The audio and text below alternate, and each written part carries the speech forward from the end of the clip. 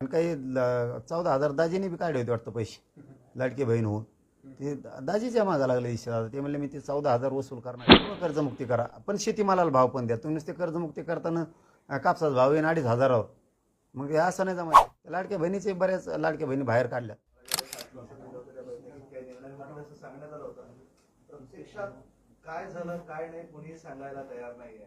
तुम्हाला काही कळलंय का, काही झालं असं वाटतंय का? नाही, आम्हाला पण नाही कळालं, पण त्यांचे निर्णय आपल्याच मीडियाच्या माध्यमातून आम्ही बघितलेत की बलिदान गेलेल्या कुटुंबाचा विषय त्यांनी मार्गी काढला आहे. केसेसच्या संदर्भातल्या एक निर्देश दिले त्यांनी सगळीकडं. आणि माननीय शिंदे साहेबाची जी समिती आहे तिला 1 वर्षाची मुदतवाढ मिळाली, याबद्दलही माहिती मिळाली. अशा 2-4 गोष्टी त्यांनी केल्यात. मला वाटतं मराठा आणि कुणबी मंत्रालय स्थापन करण्याबद्दल तिथं चर्चा आणि फक्त त्यांचं म्हणणं की घोषणा करायची राहिली, असं काहीतरी 2-4 विषय त्यांनी घेतलेत. आता आपला मूळ विषय राहिला 58 लाख नोंदीचा. त्याच्याबद्दलही सगळ्या गावागावात त्यांनी शिबिरं घ्यायचे निर्देश दिलेत. ही पण माहिती आहे की शिबिरं घ्यायचे, गावागावात जायचं आणि 3 महिन्याच्या आत हे गोष्टी करायच्या. 3 महिन्याच्या आत म्हणजे समजा त्याचा अर्थ असा की आजपासून सुरुवात करायची तर 3 महिन्याच्या आत. आणि दर 8 दिवसाला 15 दिवसाला कलेक्टरांनी तो आढावा घ्यायचा आहे आणि कलेक्टरांकडून उपसमिती म्हणजे विखे पाटील साहेब आढावा घेणार. या 5-6 गोष्टीबद्दल माहिती मिळाली. आता मूळ आपला विषय राहिला हैदराबाद गॅझेटियरचा. तर त्या संदर्भातले जे निर्देश आणि ते द्यायचे आहेत, तर त्या संदर्भात थोडंसं रात्री आमचेच इथं अभ्यासकांनाच ते डबल SOP वाचायसाठी वेळ गेला. असे म्हणजे जे खरं आहे ते सांगायला फक्त की असं त्या दिवशी आपण ड्राफ्ट वाचला होता सगळा, SOP पण वाचली होती आंदोलनाच्या ठिकाणी. त्यात काही दुरुस्त्या दिल्या होत्या. मग त्या दुरुस्त्या केल्यात की नाही केल्या हे बघण्यासाठी आणि तुम्हाला सूचना आणि निर्देश काढायच्या अगोदर एकदा आम्हाला दाखवा असं ठरलं होतं. त्याप्रमाणे त्यांनी ते वापस टाकलं रात्री, पण इथंच 10 वाजले ते वापस पाठवायला. एखाद्या दिवस आज ते निर्णय होतील. फक्त याचा अधिकृत कागद निर्देशाचा आमच्याकडे फक्त नाही आहे. या 5-7 गोष्टी कळाल्या. काही अधिकारी जाणीवपूर्वक प्रमाणपत्र देत नाही, त्यांच्यावर कारवाईची तुम्ही मागणी केली होती, त्या संदर्भात नाही चर्चा झाली का नाही? नाही नाही, आता अधिकृत कळलं आम्हाला. आज गोष्टी कळतील आता बऱ्याच. काय काल झालंय ते कळलं. फक्त त्यांनी जे जे निर्देश सूचना काढल्यात त्याचा अधिकृत कागद आपल्याकडं नाही आहे, दिला नाही. परंतु माहिती 5-7 विषय त्यांनी हातात पक्के घेतलेत. ही पक्की माहिती आहे. कारण हैदराबाद गॅझेटियरचे SOPच्या संदर्भातलं म्हणजे जे प्रमाणपत्र निघायला पाहिजेत त्याचे निर्देश देण्यासाठी जे अधिकृत सूचनेचा कागद आहे तो नाही आहे आमच्याकडं आणखी. आणि 58 लाख नोंदी निघाल्यात त्याच्याबद्दलचे निर्देश सूचना दिल्यात राज्यस्तरावर. याचं एक आमच्याकडं कागद नाही. म्हणजे जे आहे ते सांगितलं आज येईल असं वाटतं कागद. तुम्ही सकारात्मक आहात बऱ्यापैकी. हा 5-7 मागण्यावरती त्यांनी चर्चा केली आणि ती खूप उच्चस्तरीय बैठक होती. पहिल्यांदाच इतके कॅबिनेट मंत्री मराठा उपसमितीच्या बैठकीला हजर होते. सचिवापासून अप्पर सचिव सगळेच हे पहिल्यांदाच हजर होते. हे आम्ही सुद्धा बघितलं आहे. आणि त्याच्यातून असं वाटतं की सरकारनं पक्का आता मनावरती घेतलं आहे. फडणवीस साहेबांनी मनावरती घेतलं आहे आणि तिथं सगळेच मंत्री होते. शिंदे साहेबांचे पण होते, अजितदादांचे पण होते. आणि आता पक्कच मनावरती घेतलं आहे विखे पाटलांनी पण असं दिसतंय. मग आता पुढं असंच कंटिन्यू ठेवतेत का पुन्हा अर्ध्यात गेल्यावर काही ब्रेक लागतोय हे माहीत नाही. पण सध्या तरी असं दिसतंय की सरकारनं पक्क मनावरती घेतलं आहे की 58 लाख नोंदी ज्या मिळाल्यात मराठा समाजाच्या त्याचे सगळे कुणबी प्रमाणपत्र द्यायचेत, त्याच्या व्हॅलिडिटी पण द्यायच्यात. हैदराबाद गॅझेटियरचा JR काढला आहे त्याप्रमाणे कुणबी प्रमाणपत्रसुद्धा वाटप करायचे हे पक्क मनात घेतलेलं दिसतंय असं कालच्या बैठकीतून त्यांच्या वाटतंय. कारण 6 ते 7 विषय त्यांनी मार्गी काढलेत. फक्त अधिकृत आपल्याकडं निर्देश आणि सूचना दिलेला कागद मात्र सरकारचा नाही.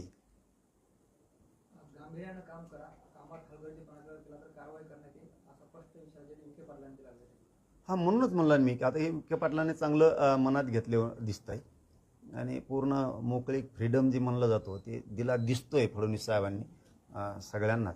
म्हणून आता एखाद्या वेळेस होईल असं वाटतं. पण अधिकृत मात्र त्यांनी केलेले सूचना निर्देश जे दिले ते अधिकृत नाही आहेत, ते तोंडी झाले बैठकीत दिलेली. पण तशा सूचना अधिकृत कागदपत्रेसुद्धा प्रत्येक राज्यातल्या अधिकाऱ्यांपर्यंत त्या गेल्या पाहिजेत. नुसती बैठक घेतली ती उच्चस्तरीय झालं हे पण खरं आहे, पण नुसतीच उच्चस्तरीय झाली आणि खाली काहीच हालचाल झाली नाही असं नको. ते लेखीच त्यांचे ते कागद निर्देश सूचना निघायला पाहिजेत सरकारच्या आणि सचिवांच्याकडून पण, दोघांकडून पण. तरच मात्र प्रेशर अधिकाऱ्यांवरती येईल.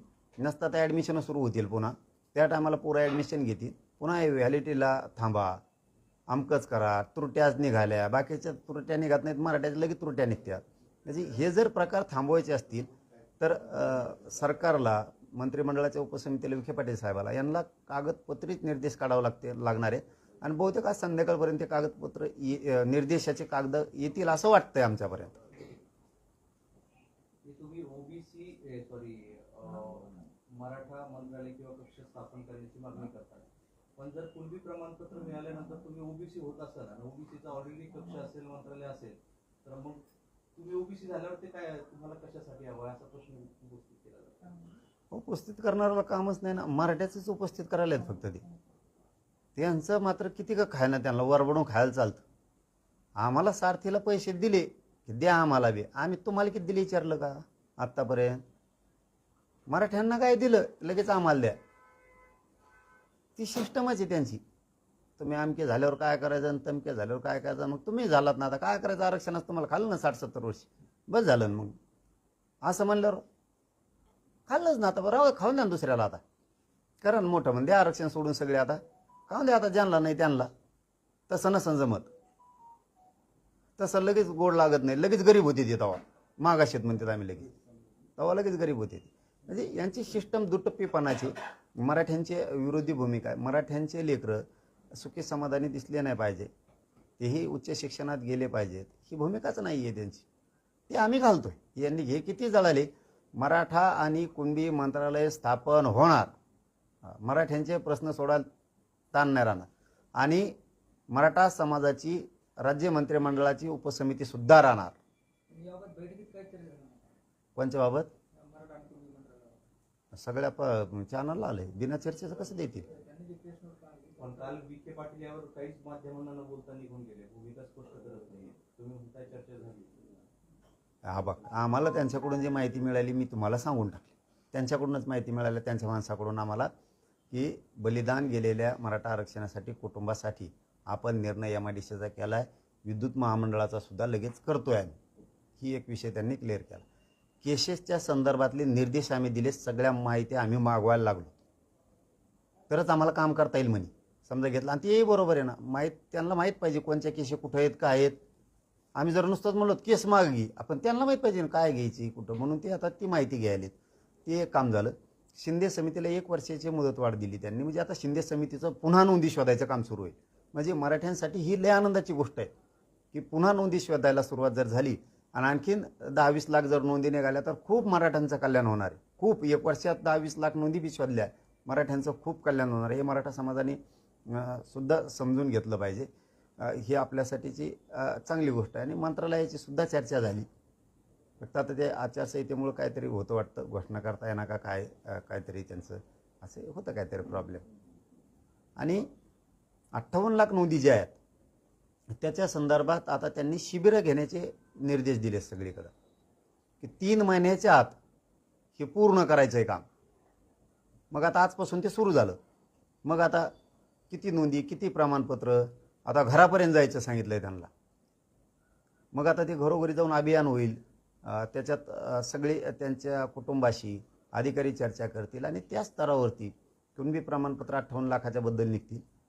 6वा विषय राहिला हैदराबाद गॅझेटियरचा, तर त्या संदर्भात आता निर्देश आज निघतील वाटतं, किंवा रात्री निघाले असतील उशिरा. ते जरा आमच्याकडंच इकडं थोडं काय दुरुस्ती आहेत का पुन्हा, यासाठी अभ्यासकच 10 वाजेपर्यंत इथं सुरू होतं, त्यामुळं थोडं त्याला वेळ होऊ शकतो किंवा आज होऊन जाईल. पाटील साहेब, सुप्रीम कोर्टाने एक निर्णय दिला की आधी अनुकंपावर फक्त पुरुषाला वारस धरला जायचं, पण कोर्ट असं म्हटलं आहे की लिंगभेद चालणार नाही. आता मुलींनाही तो सन्मान दिला पाहिजे, मुलीला लग्न झाल्यानंतर कुटुंबापासून तोडता येईल. पण तुमची काल मागणी होती की काही आत्महत्या झालेले, शहीद झालेले शेतकऱ्यांच्यामध्ये त्यांच्या घरात मुलं नाही, मुली आहेत, तर तुम्हाला याचा फायदा होईल. हो, सगळ्यालाच होईल ना. आमच्या असं मान्य न्यायालयाने जो निर्देश दिले ते सगळ्यासाठीच फायदा होईल. मराठा आरक्षणासाठी बलिदान गेलेले कुटुंब येतात त्यांच्यात बी काही ठिकाणी फक्त मुलीच आहेत, मुलं नाही, तर तो फायदा त्यांना होईल. शेतकऱ्यांच्या बद्दलचा तसाच विषय असेल तर ते चांगला निर्णय चांगला झाला, तो की सगळ्यांसाठी तो फायदा होईल. चांगला निर्णय आहे तो. 2 लाखाचं कर्ज सरकारने माफ केलंय, तर त्याची घोषणा निवडणुकीनंतर करू. पण माहिती तर आज देऊन टाकली मुख्यमंत्र्यांना. आचारसंहितामुळे नंतर करू म्हटलं. पण माहिती तर देऊन टाकली. आपण कर्जमुक्तीच करा ना, काय याला 2-2 हजार आणि 2-2 लाख करता का? कामान धामायचं. एकदाच मोकळे करा शेतकरी आणि मालाला भाव द्या. काहीच गरज नाही पुन्हा शेतकऱ्याला कशाची. सरळ सरळ स्पष्ट काम करा. एकदाच काढा किती कर्ज आहे ते, पुरी कर्जमुक्ती करा. शेतकऱ्याला सांगा तुमच्या मालाला दामदुप्पट भाव केलाय, आजपासून आता कर्ज नाही देत आम्ही तुम्हाला. ते घेणार नाही दुप्पट भाव केलं. कापसा जर 10-15 हजार रुपये भाव केला तर काय मागन त्यो. सगळ्या पिकात जर दुप्पट करत गेले, काहीच गरज नाही शेतकऱ्याला कशाची. आत्महत्या करायची सुद्धा गरज नाही. म्हणजे तुम्ही जसं एकदा लाडक्या बहिणी दिलं ना, तसं एकदा पूर्ण कर्जमुक्ती करा. पण शेतीमालाला भाव पण द्या. तुम्ही नुसते कर्जमुक्ती करताना कापसाचा भाव येईन 2,500. मग हे असं नाही जमायचं. ते उलटं सुलटं खेळ करून ठेवतात. वाढवा सगळ्यात. शेतकरीच जगितोय देशाला, जगवा शेतकऱ्याला सुद्धा, करायलाच पाहिजे. त्या लाडक्या बहिणीचे बऱ्याच लाडक्या बहिणी बाहेर काढल्यात आणि काही 14,000 दाजीने बी काढले होते वाटतं पैसे लाडकी बहीण होऊन. ते दाजीच्या मागा लागले दिसतात. ते म्हणले मी ते 14,000 वसूल करणार आहे. ती पण लाडकी बहिणीचं दाजी आहे ना कुठेतरी. अरे जरी दाजीना काढले असले 14,000 तरी ते बायको आहेच ना दाजीला, ती तुमची बहीणच आहे ना मग लाडकी बहीण. मग दाजीचे पैसे हाणायला लागले ना फडणवीस साहेब. काय दाजीने काय वाटलं केलं तुमचं एवढं की 14,000 दाजी सोडून द्या एवढी बार. राज्यावर गुन्हे दाखल व्हायची प्रक्रिया सुरू आहे. गुन्हे तर दाखल करूच नका, पण दाजी कोण घेऊ बी नका नाही एवढी बार. ती बहिणीला त्रास देणार आहो तुमच्या. मग अशी कशी लाडकी बहीण आहे फडणवीस साहेब तुमची. तुम्हाला तर वाटतं का बहिणीला त्रास व्हावा? जाऊ द्या ना एखाद बार. दाजी असतं एखाद बार, एखादा आडमोठा दाजी असं. पण त्यातले दाजी सहकारी अधिकारी आहेत ना. मग त्या अधिकाऱ्याला दोष द्या ना म्हणा, दाजीला कम दोष द्या. दाजी हे सरकारी अधिकारीच आहेत थेट. म्हणून मग ही सवत दाजी आहे का फडणवीस साहेबाचा पैसे घेतल्याला? हा, ते अधिकाऱ्यांचा दोष आहे. अधिकाऱ्यांवरती गुन्हे दाखल करा. ते बिचारे शेतकरी गरीब दाजी निघणारे. ते आता 14,000 निघालेली गरीबाच्या मागा लागून फडणवीस साहेबाला काय मिळणार आहे? आता काही तुम्ही अपात्र लाडक्या बहिणी काढल्या, मतदान होस तर पात्र होते, मतदान झाले की ते अपात्र झाले. बरं ठीक आहे बाबा, काय करीनात का? दाजी तोवर दिसले नाही की 14,000 तुम्हाला पैसे घेतलेले. मतदान झालं, आता काय दाजी त्रास देतात त्यातून नसतील बी. आता ते तवाच उडीले असते. उगाच त्रास देऊ नका त्या 14,000 सुद्धा फडणवीस साहेब. बहिणी नाराज होते. बहीण नाराज होते म्हणजे का तुम्हाला त्या 14,000 दाजीच्या बहिणी मतदान नाही करणार पुन्हा? पांगन ती चिंता आहे तुम्हाला कळलं. चिंता म्हणजे काय? मला दाजी चिंता आहे बाबा. दाजीचं मागं लागते उगाच उगान. दाजीनं काय केलंय?